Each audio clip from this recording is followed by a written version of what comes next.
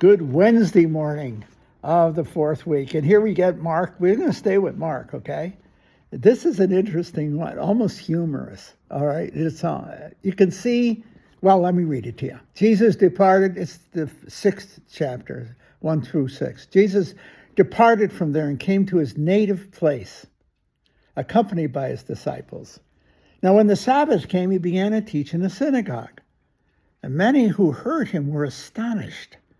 They said, where did he get this from? Where did this man get all this? What kind of wisdom has been given him? What mighty deeds are wrought by his hands? Isn't he the carpenter, the son of Mary, and the brother of James and Joseph, Judas, and Simon? Are not his sisters here with us? They took offense at him. Jesus said to them, a prophet's not welcomed, not without honor, except in his native place. A prophet is not without honor, except in his native place, and among his own kin, and in his own house.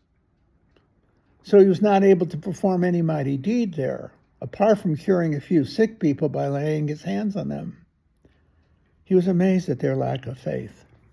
It's an interesting line. Christ was not believed in by his own immediate family, or his friends, or his fellow villagers. They saw him, but they didn't. Can I give you an analogy? It just struck me, just at this second struck me. I told you this before, but now I'm going to apply it. His own villagers and family knew him, but didn't see him. They didn't see him. They looked at him. They knew him at a certain level, but they didn't see him. And I thought of my friend Sarah. I told you this. It's so profoundly true and good.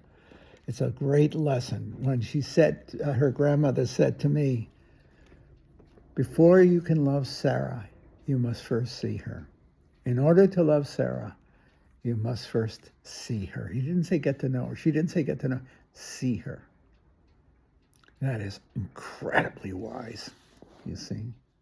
And I told you the story. And it's true. You think of all your relationships, how it works. But it's true. It's the moment when you go from looking at to seeing. And I remember she was a kid in my class, and I told you she rejected about 70% of what I was teaching. The other 30% she wasn't sure about. It was something. She was one smart cookie, okay? But I remember thinking of her, I said, this kid's got to be taken seriously.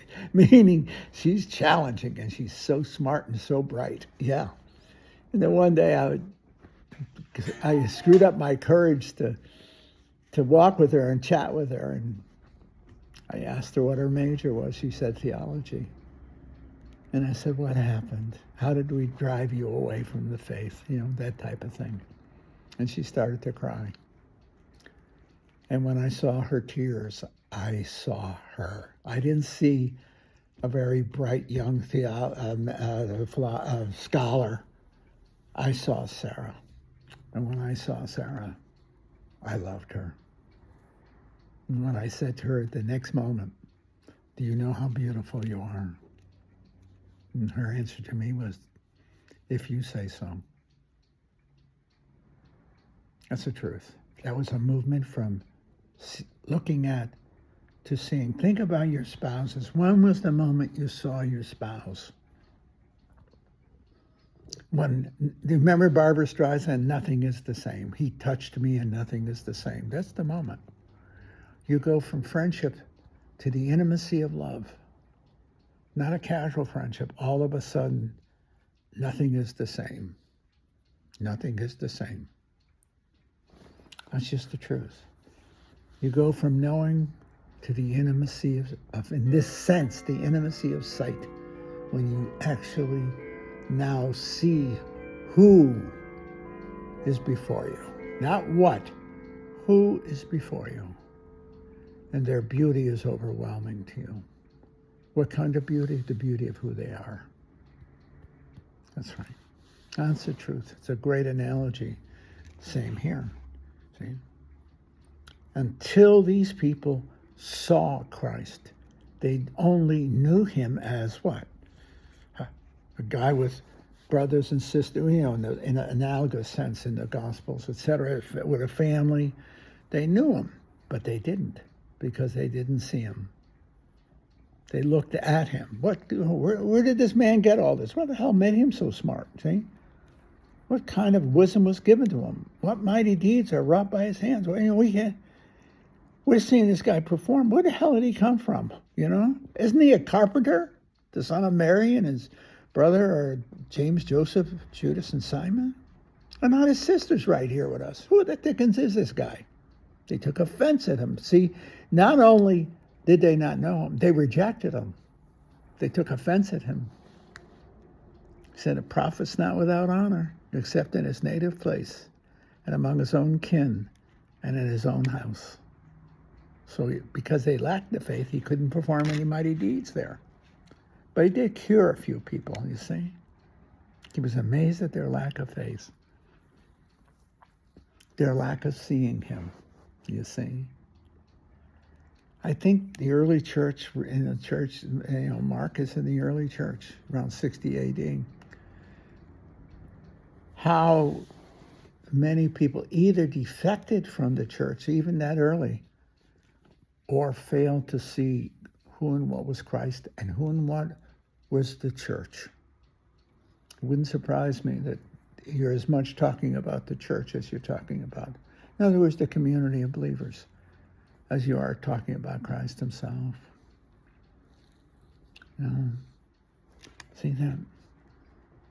And it is interesting how at the very heart of Western civilization is Christianity, and the prophetic voice of Christianity, calling our culture, creating and calling our culture to excellence, how it is unseen and rejected more and more and more today.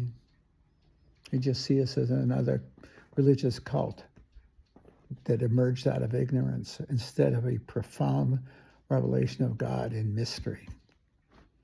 Reject it as another philosophical system, not even that good. Plato is better. Aristotle was better. Einstein's better. You see what I'm saying? That's what happens. And they miss who Christ is. And they miss Christ himself. And they miss the church. And in many ways, you're in the presence of Christ and you don't see him. You're in the presence of the holy and you disregard it. And rather, what Plato said, of course, 500 years before Christ, 400 years, is that you see, but you don't know. You don't know what is real, what is the truth. And you read Plato's dialogues, where Socrates guides people into reality itself. They have a superficial, but not a deep knowledge. And he teaches them by criticism to move into the truth. So they embrace the truth. Once embraced, it's never lost. And that is the challenge of any faith. That's philosophy, but a faith community. You go from external acceptance and cultic observation to personal faith in Christ and in the church. You go from an overall belief to a precise life compelling belief.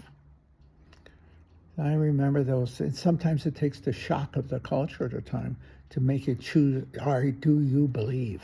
You see, I remember that happened to me. I told you this, in the mid-60s in the order when the crisis of Second Vatican Council affected the faith narrative. And so many of the guys left the order through a loss of faith. And I can remember asking myself, do I believe? Do I believe in Christ? Do I believe?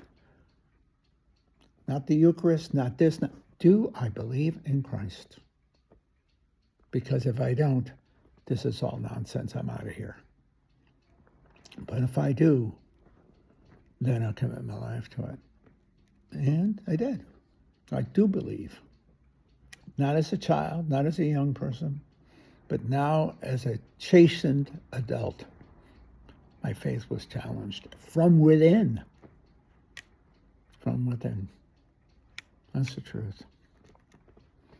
I'm sure many of you listening, if not yourselves, your families, you've seen it in your families. Very often you see your children, your grandchildren, leave the faith. They no longer see and believe. They're not because they're weak-willed. They just don't see and believe. I don't see it as a fault on their part at all.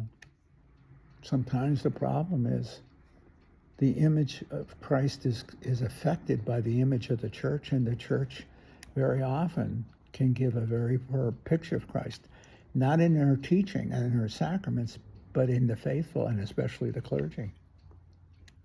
Sometimes we drive the faithful away. That's tragic. And I think we as the clergy, we have to answer. We have to answer.